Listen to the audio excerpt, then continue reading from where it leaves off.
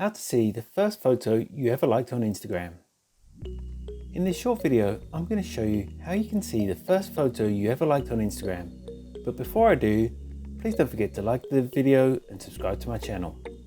Okay, straight into it. So first, of course, you need to open up the Instagram app and then head over to your profile by clicking on your profile icon in the bottom right hand corner. Once you're here, tap on the menu icon in the top right hand corner. Then select your activity. Now on this next menu, tap on interactions, which is the third option down. Then tap likes. Here you'll see all of the posts you've liked on Instagram. So tap on sort and filter. Now tap sort by. And then select oldest to newest. Then tap apply.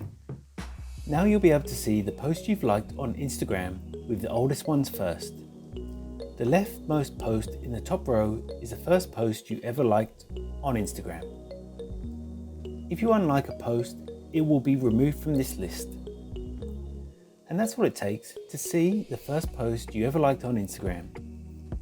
If you found this video helpful, I'd love it if you liked the video and subscribe to my channel. Thanks for watching.